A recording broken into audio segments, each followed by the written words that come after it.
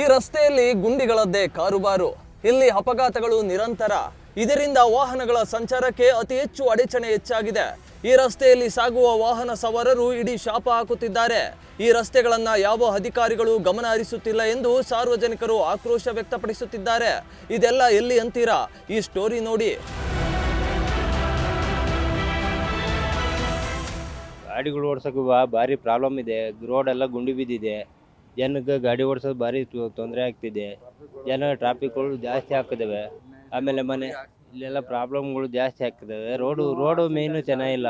ಗುಂಡಿ ಕೊಟ್ಟರು ಜಾಸ್ತಿ ಶಾನೆ ಬಿದ್ದಿದೆ. ರೋಡ್ ಮಾಡಿಸ್ಬಿಡಿ ದಯವಿಟ್ಟು. ನಮಗೆಲ್ಲ ಭಾರಿ ತೊಂದರೆ ಆಗ್ತಿದೆ. ಸೈಕಲ್ ಸ್ಕೂಲ್ ಹುಡುಗರಿಗೆ ಓಡಾಡೋಕ್ಕೆ ಇದಾಗ್ತೈತೆ. ಭಾರಿ ಸಮಸ್ಯೆ ಆಗ್ತಿದೆ. ಮಳೆ ಬಂದಾಗ ಭಾರಿ ಇರುವಾರಿ ಓಡಾಡೋಕ್ಕೆ ಆಗಲ್ಲ. ಗುಂಡಿ ಕೊಟ್ರೆಲ್ಲ ಗುಂಡಿಗಳು ಕಾಣೋದೇ ಇಲ್ಲ ಮಳೆ ಬಂದರೆ. ಅದಕ್ಕೋಸ್ಕರ ರೋಡ್ ಒಂದು ರೆಡಿ ಮಾಡಿಕೊಡಿ. ಈ ರೋಡ್ಗಳೆಲ್ಲ ಗುಂಡಿ ಎಲ್ಲ ಬಿದ್ದೋಗಿದ್ದಾವೆ. ಎಲ್ಲ ಚರಂಡಿ ನೀರು ಸೊಳ್ಳೆ ಪಳ್ಳೆಲ್ಲ ತುಂಬ್ಕೊಂತಿದ್ದಾವೆ. ಎಲ್ಲ ಚರಂಡಿ ಜನಗಳಿಗೆಲ್ಲ ನಷ್ಟ ಆಗ್ತೈತೆ. ನೀವು ರೋಡ್ಗಳು ಮಾಡಿಕೊಡ್ಬೇಕು ಜಲ್ದು. ನೀವು ಏನು ಮಾಡ್ತೀರೋ ಗೊತ್ತಿಲ್ಲ.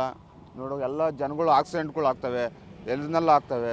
ಎಲ್ಲ ಹುಡುಗರೆಲ್ಲ ಸ್ಕೂಲ್ ಹುಡುಗರು ಪಡ್ಗೂರೆಲ್ಲ ಬಿದ್ದೋಗ್ತವೆ. ನೀವು ಅರ್ಜೆಂಟ್ ಏನೋ ಮಾಡಿ ರೋಡ್ ಅಚ್ಚಡ ಮಾಡಿ. ಎಲ್ಲ ಗುಂಡಿಗಳೆಲ್ಲ ಬಿದ್ದಾವೆ ನೋಡಿ. 8 ಫೀಟ್ ರೋಡು ಅಚ್ಚಡ ಮಾಡಿಕೊಡಿ ಅಷ್ಟೇ. ಗುಂಡಿಗಳೆಲ್ಲ ಬಿದ್ದೇವೆ.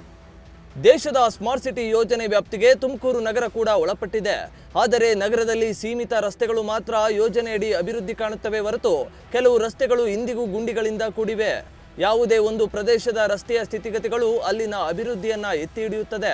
ರಸ್ತೆ ಕಾಮಗಾರಿ ಮೇಲೆಯೇ ಅಲ್ಲಿನ ಅಭಿವೃದ್ಧಿಯನ್ನ ಅಳೆಯುವುದುಂಟು. ಆದರೆ ಅದೆಷ್ಟೋ ಕಡೆಗಳಲ್ಲಿ ಕೆಲ ಮುಖ್ಯ ರಸ್ತೆಗಳನ್ನು ಮಾತ್ರ ಅಭಿವೃದ್ಧಿಪಡಿಸಲಾಗುತ್ತಿದೆ ಹೊರತು ಹೆಚ್ಚಿನ ರಸ್ತೆಗಳು ಅಭಿವೃದ್ಧಿ ಕಾಣುವುದೇ ಇಲ್ಲ. ಈ ಸಮಸ್ಯೆ ಎಲ್ಲಿ ಅಂತೀರಾ? ತುಮಕೂರು ನಗರದ ಶಿರಾಗೇಟ್ನಲ್ಲಿರುವ 80 ಫೀಟ್ ರೋಡ್ನಲ್ಲಿನ ರಸ್ತೆಯ ಕರ್ಮಕಾಂಡವಿದು.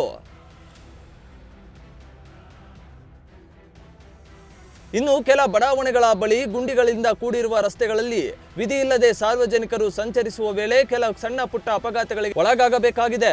ಇಲ್ಲದೆ ಇಂತಹ ಗುಂಡಿಗಳಿಂದ ಕೂಡಿದ ರಸ್ತೆಗಳಲ್ಲಿ ಸಾಗುವ ಸಾರ್ವಜನಿಕರು ಸಾಕಷ್ಟು ಹರಸಾಹಸ ಪಡಬೇಕಾಗಿದೆ.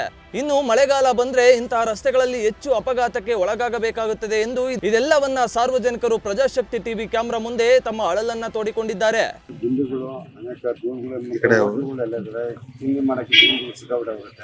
ಮತ್ತು ವೆಹಿಕಲ್ಸ್ಗಳು ಜಾಸ್ತಿ ಆಗೋದು. ಇಲ್ಲ ರೋಡ್ ಮಾಡ್ದಾಗಲಿಂದ ಭಾಳ ನಮಗೆ ಆಟೋದವ್ರಿಗೆಲ್ಲ ತೊಂದರೆ, ಜನಗಳಿಗೂ ತೊಂದರೆ ಆಗಿದೆ. ಹಿಂಗೆ ಯಾವ ಥರ ಆಗಿದೆ, ಮಳೆ ಬಂದರೆ ಯಾವ ಥರ ನೀರು ನಿಂತ್ಕೊಂತಿದ್ದಾವೆ ಅಂತ ನೋಡಿ ನೀವೇನೆ.